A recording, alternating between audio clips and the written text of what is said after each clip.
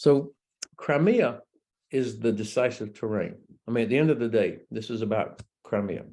And I think the Ukrainian General Staff sees this, and Kyiv knows that Ukraine will never be safe or secure, nor will it ever be able to rebuild its economy as long as Russia occupies Crimea, because of their ability to reach and disrupt everything going in and out of Odessa, in and out of Azov Sea, in and out of Kherson. It provides a jumping off spot for the next conflict that Russia will start against Ukraine if they're not pushed out of there. So that's what this is about. Yeah, I don't know if Russia, if there is any leader that survived, kept his job, I mean, after a massive strategic failure. I would imagine once Crimea is liberated, and there will be quite a power struggle that goes on inside the Kremlin.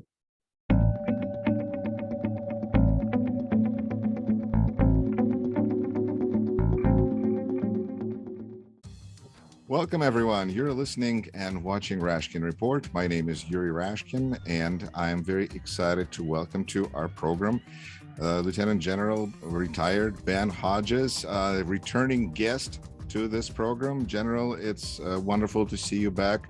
Thank you for the time you found to be here. Well, thanks for the privilege, Yuri, and I enjoyed the format and the discussion last time, so that's why I was grateful to get another opportunity. Fantastic. Well, let's cut right to the chase. I've been gathering a lot of questions from our audience, many of whom live in Ukraine, and therefore the first set of questions I have is about the weapons. What do you see as the situation being right now? It seems like there's almost a watershed moment, possibly in Ramstein, and where do you see this headed, and perhaps how do we get there? So I think the meeting in Ramstein tomorrow, maybe watershed is a good way to describe it. It's important because it's the first Ramstein contact group in the immediate aftermath of this terrible attack on Dnipro. They killed so many people this past weekend. And it's also the first meeting with the new German defense minister. So an opportunity for him to, on a global stage, to kind of clarify Germany's view, Germany's willingness to contribute in a significant way. And so it's important in that regard. I've seen so many different reports of things coming out, leaks or whatever, of good news coming from different quarters. So I think actually in some, it will be a very productive Ramstein contact group meeting tomorrow. The frustration, though, and almost obsessive attention on tanks is very interesting. I don't understand why the United States still is having a problem with delivering Abrams. I don't understand why Germany won't at least allow Poland, Finland, and other countries that have Leopard to give those. But you've got to put this in context. Tanks are important only when they're part of a larger armored formation with mechanized infantry, self-propelled artillery, engineers, all of those things. I believe that Ukrainian General Staff is attempting to build a large, powerful armored formation that will play a key role in the spring. So these tanks are not needed for now. They're needed for the spring as part of a breakthrough, if you will, that I believe will serve to isolate Crimea, the decisive terrain, from the rest of Russian occupied territory. Do you feel that the United States actually has enough tanks that we could provide to address all the needs that Ukrainians have, or is this beyond our capabilities? We absolutely have tanks. I mean, older models that would require refurbishment. So there's a variety of solutions, I think, that are out there that the Department of Defense would have to figure out how they would do it. And look, these are not like Toyotas that you just drive off the lot. Of course, there's significant maintenance requirement. Of course, they burn a lot of fuel. Of course, there's training, but the tone that I think that's come out about why the department does not want to provide Abrams comes across in a way condescending, like we don't want to give the fuel burden to the Ukrainians, or there's so much maintenance required. It takes so long to train. And what we have seen for the past almost a year now is Ukrainian soldiers adapt to new technology as fast or faster than any other soldiers I've ever seen in my life. They will, like MacGyver, figure out how to solve fuel problems and how to employ this equipment. So let's give the capability necessary and stop whining about how much maintenance it is or how much fuel they're required. The Ukrainians will figure that out. I think that understanding of the logic of how these decisions are made is important to our listeners as the answers to specific questions. In a sense, it's very interesting that you say that there's a condescending attitude in terms of turning over sophisticated technology to the natives. But what do you see as logic that is now changing? It seems that, again, watershed moment, more weapons. What happened? I think that the White House and the Pentagon are perhaps gaining in some confidence that Ukraine can actually win. Many of us have believed this for quite some time, but I do believe that there has been a hesitancy out of an exaggerated fear of escalation, which I think is still there, unfortunately, but also not so certain that Ukraine could, at the end of the day, actually win this conflict. And so I think there was a reluctance to do something that might be seen as super provocative if it was not going to lead to confidence in a victory. So I think those factors have contributed to this. Now, of course, I don't have access to all information. This is not happening in a vacuum. I don't know what China is saying and what others are saying that causes the administration to tap the brakes on certain things. But what I would want to hear is for the administration, which has done a very good job otherwise, to say we want Ukraine to win and then deliver those things that are required for them to win. What can Ukrainians do to increase flow of weapons? I found that to be a very interesting question, but people want to be, what can Ukrainians do? Well, I don't know that there's something else that can be done. I am very confident that there are detailed discussions going on between the Ukrainian General Staff and the U.S. Joint Staff. So there's an understanding at a classified level of requirements and the situation on the ground that is much more detailed than what we should expect to see in public, number one. So I don't think that there's a misunderstanding about the requirement, but being consistent on that requirement, making that clear, obviously is an important part for Ukraine. And I think that we also need to make sure that I'm starting to sense a little bit of an alarmist tone that comes from Ukraine about, hundreds of thousands of new Russian troops are going to be mobilized on our northern border. I don't think so. I don't think that Russia will be able to do anything in or through Belarus. Nothing significant, large scale. I don't think that Russia has the ability to launch a major offensive that would constitute a breakthrough where you see one of these big long red arrows heading towards Kyiv or even Kharkiv. I don't think they have or will have the capability to do that for many months. And so I would caution against being too alarmist so that people don't become numb to that. What impact do you foresee mobilization as having? I think it's going to have, first of all, another negative effect inside of Russia. We saw last September almost 500,000 Russian military-age males left the country rather than get mobilized. So that tells you that there's not a good mood inside Russia about the idea of being mobilized. They're happy to cheer and say terrible things about Ukraine.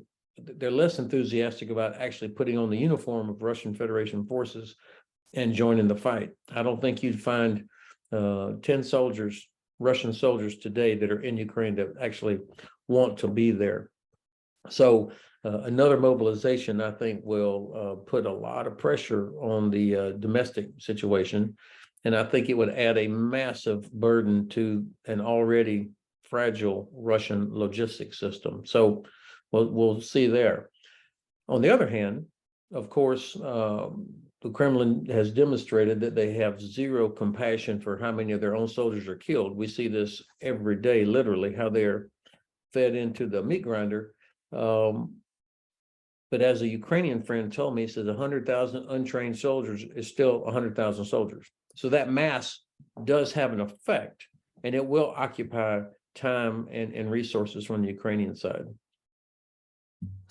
In that angle, how do you view the private military armies of Prigozhin, and then there's supposedly others? There's like a new booming business of private armies in Russia. How do you see impact this having both on the battlefield and on society? So this is an important question because, the United States also has depended on security companies for certain duties, guard, escort, these kind of things because of manpower limitations or for whatever reason. And we had to go through a process to make sure that whatever they were doing was in the was legal, and that it was not undermining efforts of actual units in country.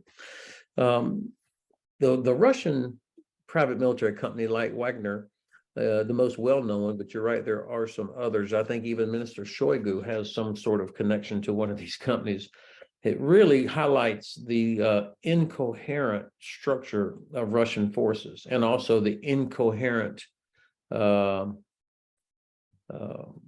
command structure. The fact that they are still trying to figure out one joint operational commander responsible for the theater that integrates air, land, sea, special forces, all the other services. They haven't got that yet. And it's clear to me as an outsider, just using unclassified sources, Mr. Prigozhin, I'm sure, does not take his orders from the Ukrainian General Staff. He openly and publicly is constantly criticizing Shoigu and Gerasimov. So you've got a lack of coherence there. And then he complains that he doesn't get air support or other things for his troops while they're fighting. Well, yeah, because they're all basically in competition with each other. And then you've got Mr. Kadyrov with his Chechens. You don't hear too many reports of a lot of dead Chechens. In fact, I think he is, it seems to me that he's kind of biding his time, waiting to either be the savior or the successor, or to lead Chechnya in a third Chechen war to break away from the Russian Federation. And interestingly, of course, as soon as the announcement came out 2 days ago from General Gerasimov that all soldiers must be clean shaven, immediately pictures of Chechen soldiers popped up everywhere. So I don't know how they'll incorporate Chechen soldiers further. So you see Kadyrov and his little, army playing a important role in this as well, even though they're not being talked about much. I think that they're sitting on the sidelines. I mean, they're involved in some fighting, but he's got a fairly large group of soldiers, and the pictures I've seen of them, they all look well fed and well equipped. And but also, like I say, you hear and see very few reports of these guys being thrown into a meat grinder. I don't think that they're that much involved in the fighting. It doesn't seem like. So I think he is biding his time. He's been very critical of Gerasimov and Shoigu also. How do you see the switch of the generals in the theater from Surovikin to Gerasimov? Is this something that you anticipate resulting in anything different in the battlefield, or is this just a result of some political infighting? I think yes, yes, and yes. When I first heard about it, I thought, okay, Surovikin has been sacked, and this is another thing. But as I've studied it more in the last few days, I think this was actually more about a reorganization they're still trying to figure out what is the best command structure. I think Saravikin probably ends up still being responsible for the day-to-day conduct, but it also puts Gerasimov in a very difficult and dangerous position. So now he owns it. He will be totally responsible. And I thought he would have been sacked many months ago. Same with Shoigu. But they've been such loyal members of Putin's sort of circle that they've been protected.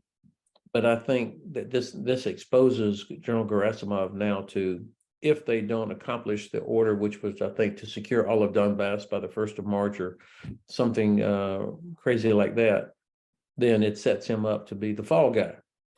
So I'm not a criminologist, so I'm not confident in speculating exactly how this all works out. But I think that it's going to be a very bright light shining on General Gerasimov. I'll remind everyone that you're listening and watching Rashkin Report. And so press like, subscribe to this channel, distribute this video in your social media. And our guest today is Lieutenant General retired Ben Hodges, who served as Commanding General, United States Army Europe. And I should always say thank you for your service. Let me ask you this. What about NATO? Again, kind of going back to the battlefield area of questions, do you see a set of circumstances under which NATO troops would get involved? I mean, you served, I believe you led 101st Airborne, and they're now in Romania, just down the street, it seems. Do you see a scenario under which NATO would get involved, boots on the ground? At this point, I do not. I think that the last thing the Russians want is a conflict with NATO, and so it just seems extremely unlikely. There could be an accident or something could happen somewhere, but I think the alliance orders and discipline have been so clear to make sure that we don't somehow stumble into something ourselves. So no, I don't see it as likely because the Russians don't want it, and nor do we. And I think we are disciplined enough to avoid some sort of stupid mistake. So this is really speaking of our discipline and restraint. Yeah, I mean, the kind of scenario that people always worry about is airplanes colliding in each other. Russian aircraft get too close to U.S. aircraft, or ships getting too close or challenging each other. These sorts of things. And I think the alliance has done a good job of setting the conditions to avoid something like that happening. What American or Western weapons are necessary for Ukraine to achieve its military goals? When last we spoke, you mentioned that rather than releasing numbers of how much more aid has been provided, we should be given some kind of a number of how much help is needed to accomplish the goal. Do you have a better understanding of where this is headed and what is needed for victory? So Crimea is the decisive terrain. I mean, at the end of the day, this is about Crimea. And I think the Ukrainian General Staff sees this, and the Kyiv knows that Ukraine will never be safe or secure, nor will it ever be able to rebuild its economy as long as Russia occupies Crimea, because of their ability to reach and disrupt everything going in and out of Odessa, in and out of Azov Sea, in and out of Kherson. It provides a jumping off spot for the next conflict that Russia will start against Ukraine if they're not pushed out of there. So that's what this is about. So how do you compel Russia to leave the Crimean Peninsula? Of course, and your listeners know that there are only two roads, what we call lines of communication that connect Crimean Peninsula back to Russia or Russian occupied territory. One is the Kerch Bridge, of course, which has already been severely damaged, and I suspect that Ukraine will continue to make sure that that bridge never gets fully repaired. The other landline of communication is the so-called land bridge that runs from Rostov through Mariupol, Melitopol, and then down into Crimea. So only two roads. So actually, if Ukraine is able to isolate Crimea through long-range precision fires, and then eventually a ground assault towards Mariupol that severs these connections, then Crimea starts looking like a trap for Russian forces. And so this is why providing long-range precision fires. I think tomorrow we're going to hear about ground-launched small diameter bombs being part of the package. That will enable Ukraine to start hitting all along the landline of communication, bridges, transportation nodes, ammunition storage site, headquarters, to make that line of communication, to disrupt it. And if they had ATACMS, now the 300-kilometer rocket, they would be able to hit everything on the Crimean Peninsula. So Sevastopol, Jankoy, the logistics hub there, Saki, the airfield, and all the other places. So isolating Crimea through long-range fires and ground forces, severing that landline of communication, and then hitting targets on the Crimean Peninsula, making it untenable so that the Russians would have to leave it. That's how I think, and that's possible to happen, I think, by the end of the summer, if we deliver the capabilities that I just talked about. That doesn't sound, though, like tanks are needed. Or is there a different part of the plan where tanks get involved? Yeah, so sure, tanks are absolutely needed as part of a larger armored force. I keep my map of Ukraine and the Black Sea handy all the time, and so if you can imagine that land line of communication I talked about, the so-called land bridge that runs from Rostov through Mariupol, Melitopol, and then down into Crimea. Mariupol, Zaporizhia, Melitopol, that would be the objective for a land force that's spearheaded by 2, 3, or 4 armored brigades. So an armored brigade that's made up of several battalions of tanks, infantry fighting vehicles, self-propelled artillery, all the kind of things that have been announced in the last few weeks, and which I anticipate will be coming over the next couple of months. I think the Ukrainian General Staff has actually been working on this for quite some time to build up an armored force using their own equipment, plus captured Russian equipment, and now Western delivered artillery, infantry fighting vehicles, and so on, would form these armored brigades. And that's the force that I think sometime in the spring, not anytime soon, but in the spring, would be used as part of the effort to isolate Crimea from the rest of Russian occupied territory. And once again, it sounds like this is escalation now. That, United States and allies in Ukraine seem to be less concerned about Kremlin's response. What were some of those calculations based on that there would be a possibility of escalation? How did that such decisions are reached? That and then what is that we're afraid of specifically? Is this nuclear weapons and chemical weapons from Russia, or what?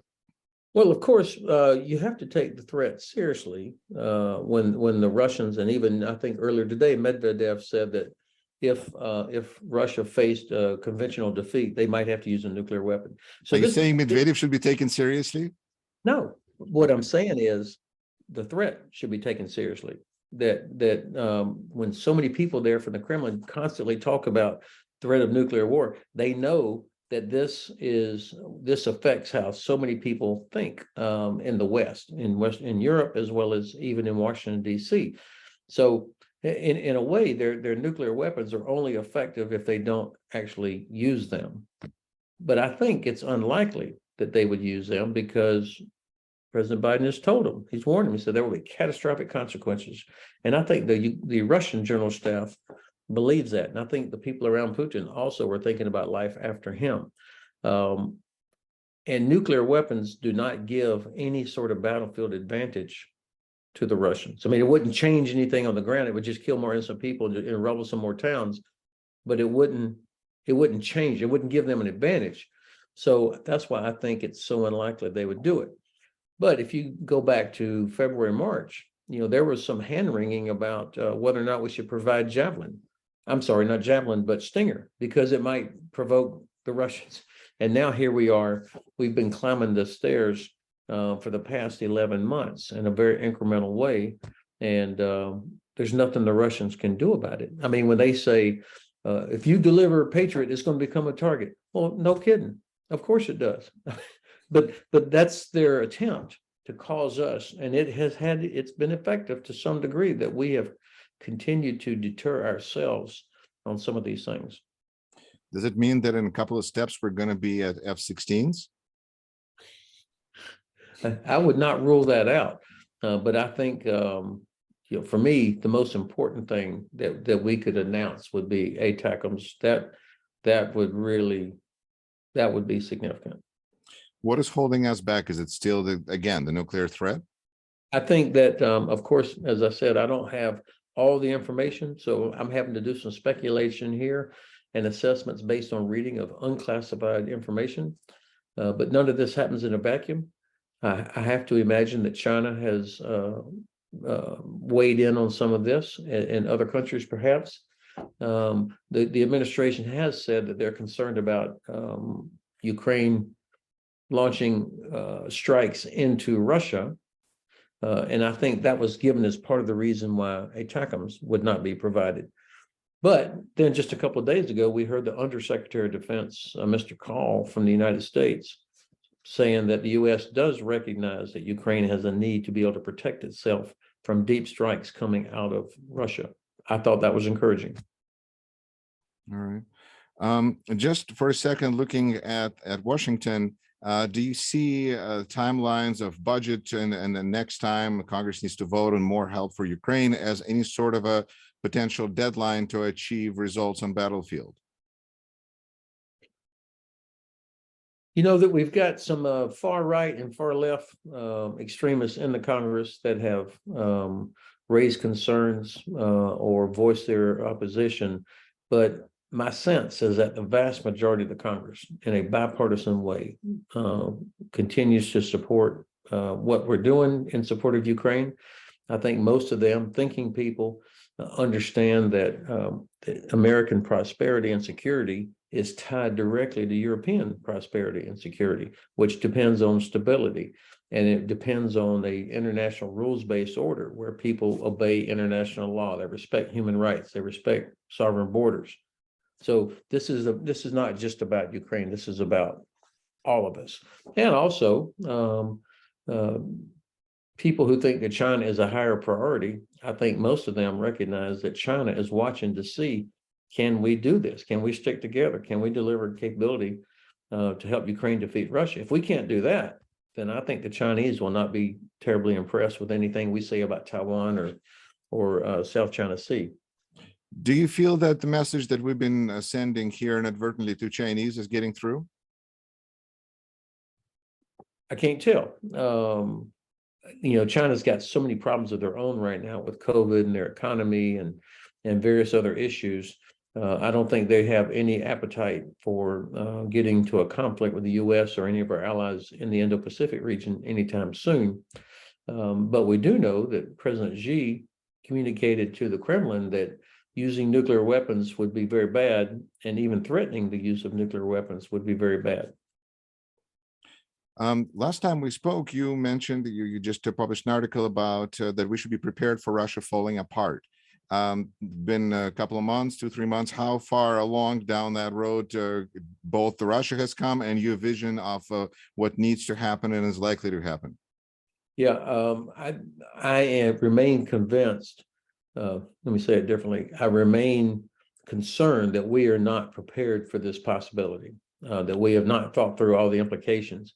And I think that possibility seems even more plausible than it did 4, 5, 6 months ago. When I look at the infighting and the backbiting between the various leaders, Kadyrov, Prigozhin, and others in and around the Kremlin, when I think about, how might the public react to another mobilization effort? When I think about the various ethnic regions of Russia away from Moscow and St. Petersburg, that they may see opportunity to decolonialize themselves, then I think it's very plausible. I'm not advocating for regime change. We have a bad record of that when we have tried to cause that ourselves. I'm just saying we need to think about the implications. Do you think that Putin will be the one signing the peace treaty with Ukraine, or is this going to happen after Putin's been removed from the scene? Yeah, I don't know if Russia, if there is any leader that survived, kept his job, I mean, after a massive strategic failure. So I would imagine once Crimea is liberated, and there will be quite a power struggle that goes on inside the Kremlin. Historically, do you have any thoughts on the Budapest Memorandum? This is a point that is important to many historically minded viewers of ours. Yeah, well, of course, this is going to be held up, and we're going to be reminded every hour on the hour until this is all done that we failed to live up to our obligations. That's the United States, the UK, and Russia. And you view it as an obligation that we've had. Yes, and we have failed to do that. And so I think that people will rightfully be skeptical about any sort of negotiated settlement that looks and smells anything like Budapest Memorandum. There's got to be a much more after Ukraine has recovered all of its sovereign territory, including Crimea, then whatever security arrangements and structures there are need to be more specific. And whatever the settlements are, we need to start from the point that Russia will not live up to any agreement that they sign unless they are forced to. Well, General Ben Hodges, it's been a privilege and an honor to spend this time with you. Thank you so much. And we'll get to translating to get this information now to our Russian-speaking viewers and listeners all over the world. Thank you so much for your time. Thank you, Yuri, very much.